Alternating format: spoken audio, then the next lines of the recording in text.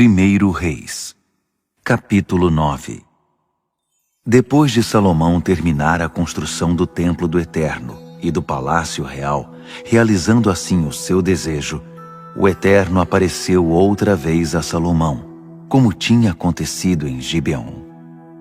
O Eterno disse: ouvi atentamente sua oração e suas súplicas fervorosas. Já santifiquei o templo que você construiu. O meu nome está firmado nele para sempre, e os meus olhos e meu coração estarão sobre ele para sempre. Quanto a você, se viver diante de mim como seu pai Davi, que tinha um coração puro e um procedimento correto, se agir conforme as minhas instruções, se respeitar as minhas orientações e a minha correção, eu mesmo vou garantir a sustentação do seu reinado sobre Israel. A mesma garantia que dei a seu pai Davi. Você sempre terá um descendente sobre o trono de Israel. Mas, se você e seus descendentes me traírem e desprezarem as minhas instruções e a minha correção, e se associarem a deuses estranhos, prestando culto a eles e servindo-lhes, a garantia será suspensa. Eliminarei Israel da terra e rejeitarei o templo que acabei de santificar para a honra do meu nome. Israel será reduzido a nada e será ridicularizado entre todos os povos da terra. Esse majestoso templo será objeto de desprezo. Pessoas estranhas passarão por ele balançando a cabeça e dizendo: o que aconteceu aqui? Por que ele está em ruínas? E o povo que vivia aqui traiu o Eterno, seu Deus, que tirou seus antepassados do Egito. Eles se associaram a deuses estranhos, adoraram e serviram a outros deuses. Foi isso que aconteceu. O Eterno permitiu essa destruição. Depois de 20 anos de construção do templo do Eterno e do palácio real, Salomão deu de presente ao rei Hirão de Tiro, como retribuição, 20 cidades do distrito da Galileia.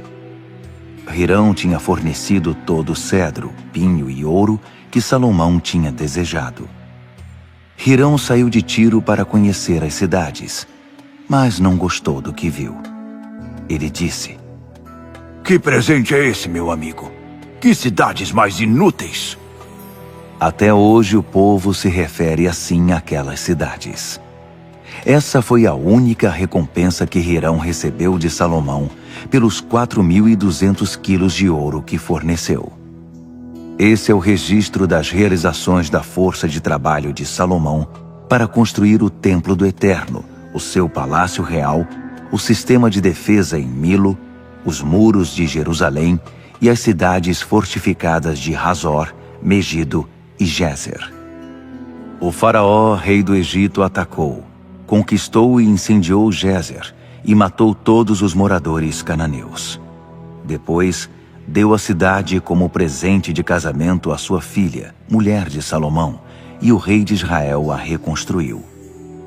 Ele também construiu Bet-Horon Baixa, Baalate e Tadmor no deserto, cidades afastadas para servir de armazéns e aldeias para os cavalos e carros de guerra. Salomão construiu tudo o que desejou em Jerusalém, no Líbano e em qualquer lugar de sua escolha. Os remanescentes dos antigos habitantes da terra, os amorreus, os hititas, os ferezeus, os heveus, os jebuseus, ou seja, os não-israelitas, sobreviventes das guerras, Salomão arregimentou para trabalhos forçados. Até hoje, continuam fazendo isso. Mas os verdadeiros israelitas não foram tratados dessa maneira. Eles eram utilizados no exército e na área administrativa, como líderes do governo, comandantes dos carros de guerra e condutores de carros. Eram também oficiais encarregados dos projetos e da execução das construções. Ele tinha 550 encarregados sobre o pessoal submetido a trabalhos forçados. Depois que a filha do faraó subiu solenemente da cidade de Davi para ocupar a residência no palácio construído especialmente para ela, Salomão construiu o sistema de defesa em Milo.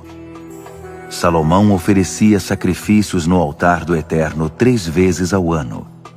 Ele apresentava ofertas queimadas, ofertas de paz e queimava incenso na presença do Eterno. Tudo que estivesse ligado ao templo, Salomão cuidava para que fosse feito com esmero e generosidade. O rei Salomão também fabricou navios em Ezion-Geber, perto de Elate, em Edom, no litoral do Mar Vermelho. Hirão enviou marinheiros experientes para auxiliar os marinheiros de Salomão. Eles foram até Ofir, de onde trouxeram 16 toneladas de ouro para Salomão.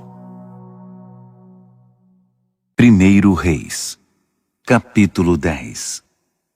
A rainha de Sabá ficou sabendo da fama de Salomão por causa do nome do Eterno.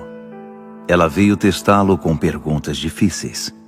Chegou a Jerusalém em grande estilo, trazendo uma comitiva e camelos carregados de especiarias e grande quantidade de ouro e pedras preciosas. Na audiência com Salomão, ela falou a respeito de tudo que era do seu interesse, abrindo o coração diante dele. Salomão respondeu a todas as suas dúvidas, sem demonstrar embaraço em nenhum momento. Depois que a rainha de Sabá ouviu de primeira mão a sabedoria de Salomão e viu com os próprios olhos o palácio dele, a comida que era servida, as acomodações dos altos funcionários da corte, a roupa impecável dos criados, a exuberância dos cristais e a generosa oferta sacrificada no templo do Eterno, ela ficou abismada. Ela disse ao rei: "Tudo o que ouvi a seu respeito é verdade. A reputação de suas realizações e de sua sabedoria em meu país se confirmou. Eu não teria acreditado se eu mesma não tivesse visto. Não foi exagero o que eu vi.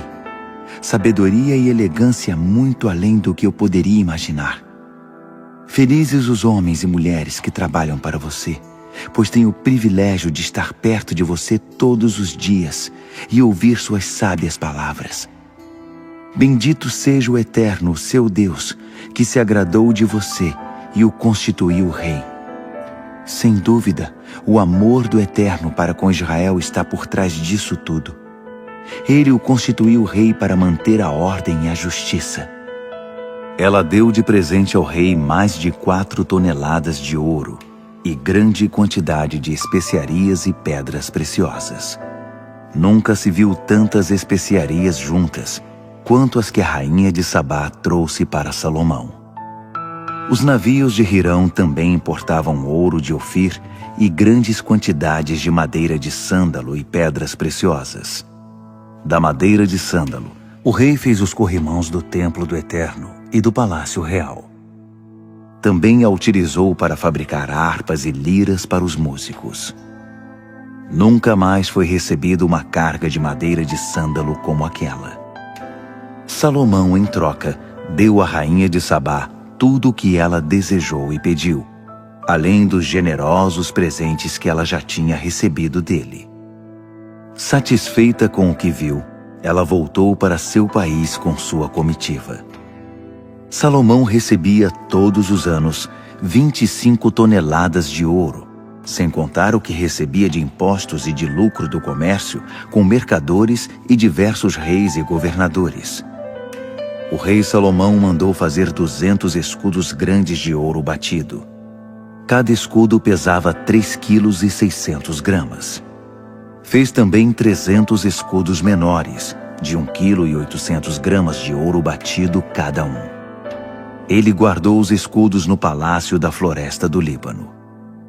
O rei construiu um imenso trono de marfim, revestido de ouro puro. O trono tinha 6 degraus, e o seu encosto era arredondado. Ao lado de cada braço do trono havia um leão.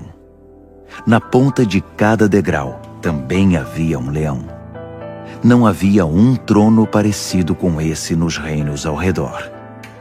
Todas as taças do rei Salomão eram feitas de ouro puro, assim como todos os utensílios do palácio da floresta do Líbano. Na época não se fazia nada de prata, pois era material barato e muito comum. O rei tinha uma frota de navios que viajava junto com os navios de Hirão. A cada 3 anos, a frota trazia uma carga de ouro, prata, marfim, macacos e pavões. O rei Salomão era o mais sábio e rico de todos os reis da terra. Ele superava todos eles. Gente de todos os cantos da terra vinham conhecer Salomão e sorver um pouco da sabedoria que Deus tinha dado a ele.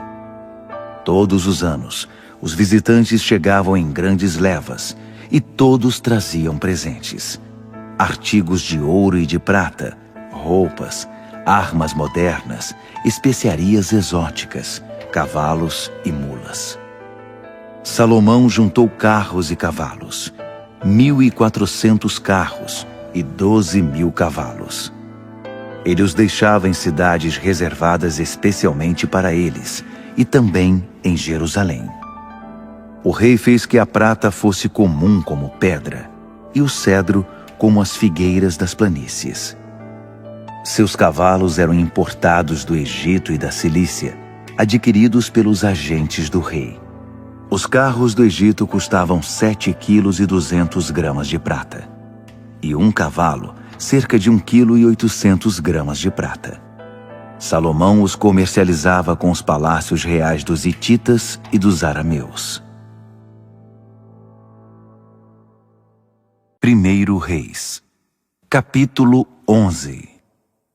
O rei Salomão era louco por mulheres.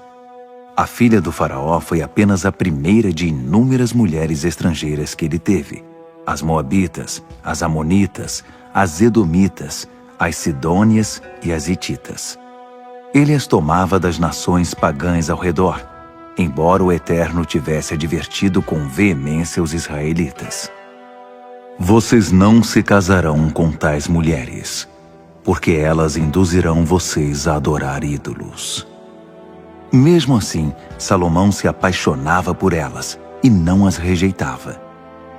Ele teve 700 princesas e 300 concubinas, 1.000 mulheres. E elas, de fato, o levaram a se desviar de Deus. À medida que Salomão envelhecia, suas mulheres o atraíam para o lado dos deuses estrangeiros, e sua fidelidade ao Eterno foi esmorecendo. Ele não se manteve leal ao Eterno, como seu pai Davi.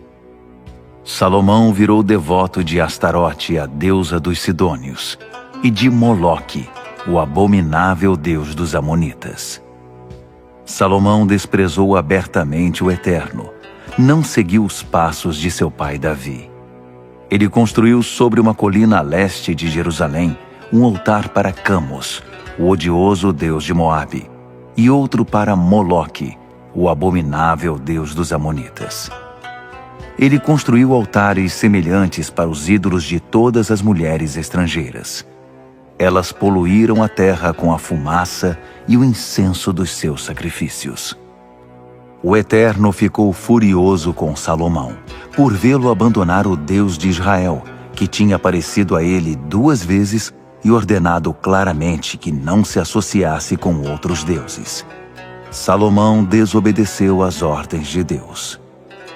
Então o Eterno disse a Salomão: já que você não tem a menor intenção de ser leal a mim e de obedecer ao que ordenei a você, vou tirar o reino de você e entregá-lo a outro. Mas por respeito a seu pai Davi, não farei isso durante a sua vida. Seu filho pagará por isso. Vou arrancar o reino da mão dele. Mesmo assim, não vou tirar tudo. Uma tribo ficará, por respeito ao meu servo Davi e a Jerusalém, cidade que escolhi. O Eterno incitou Hadade, descendente do rei de Edom, a atacar Salomão. Muito tempo antes, quando Davi destruiu Edom, Joabe, comandante do exército a caminho de enterrar os mortos, massacrou todos os homens de Edom. Joabe e seu exército permaneceram na região 6 meses, e nesse tempo mataram todos os homens de Edom. Hadade, que era um garoto na época, fugiu com alguns edomitas que trabalhavam para seu pai. Eles viajaram por Midian e chegaram a Parã. Juntaram-se com alguns homens em Parã e foram para o Egito. O faraó deu casa, comida e até um pedaço de terra para Hadade. O rei do Egito gostou tanto dele que deu a ele em casamento uma irmã de sua mulher, a rainha Táfnis. Ela deu à luz um filho, Genubate, que foi criado como membro da família real. O menino cresceu no palácio com os filhos do faraó. Ainda no Egito, Hadade soube que Davi e Joabe, comandante do exército, haviam morrido. Ele pediu ao faraó: "Despeça-me com a sua bênção. Quero voltar para o meu país."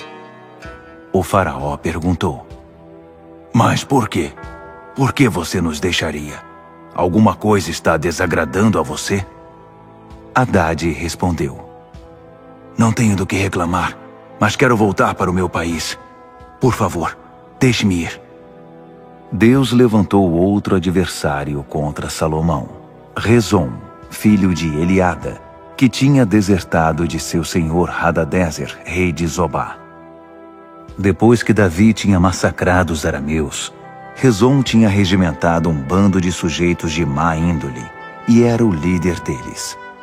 Mais tarde, eles se transferiram para Damasco e ali Rezon se tornou o rei da cidade. Hadade e Rezon foram um espinho para Israel durante toda a vida de Salomão. Hadade foi rei da Síria e odiava Israel. A última gota foi Jeroboão, filho de Nebate, que se rebelou contra o rei. Ele era efraimita de Zeredá e sua mãe era uma viúva chamada Zerua. Ele trabalhava na administração do governo de Salomão. Ele se rebelou porque Salomão construiu uma defesa, o Milo, e restaurou as fortificações destruídas da época de seu pai Davi. Jeroboão era competente e hábil na área da construção. Quando Salomão viu que ele era um trabalhador dedicado, encarregou-o do trabalho forçado na tribo de José. Certo dia, Jeroboão saía de Jerusalém e encontrou Aías, o profeta de Siló, que vestia uma capa nova. Os dois estavam sozinhos naquele lugar deserto da estrada, e Aías tirou a capa e cortou-a em 12 pedaços. Ele disse a Jeroboão: "Fique com estes 10 pedaços, pois a ordem do Eterno, o Deus de Israel, é esta. Veja o que estou fazendo. Estou arrancando o reino das mãos de Salomão e dando a você 10 tribos. Por respeito a meu servo Davi e a Jerusalém, a cidade que escolhi, ele ficará com uma tribo. O motivo é que ele me abandonou e foi servir a Astarote, deusa dos Sidônios, Camus, deus dos Moabitas, e Moloque, deus dos Amonitas. Ele não segue mais as minhas orientações, ignora a minha vontade, não segue as minhas instruções e desobedece às minhas ordens. É bem diferente de seu pai. Apesar disso, não vou tirar todo o reino das mãos dele. Serei leal a ele durante toda a sua vida, por causa do meu servo Davi, a quem escolhi e quem seguiu as minhas instruções e obedeceu às minhas ordens. Mas vou tirar o reino do controle do filho dele, e 10 tribos serão entregues a você. Deixarei uma tribo com o filho dele como testemunha a favor do meu servo Davi em Jerusalém, a cidade que escolhi como memorial do meu nome. Mas você terá o comando do restante. Domine conforme o desejo do seu coração. Você será o rei de Israel. Se me ouvir, viver de acordo com as minhas orientações e fizer o que me agrada, seguindo as minhas instruções e obedecendo às minhas ordens como fez o meu servo Davi, serei leal a você, não importa o que acontecer. Seu reino será tão sólido quanto o que estabeleci para Davi. Israel será seu. Estou provocando dor e tristeza aos descendentes de Davi, mas essa aprovação não será para sempre.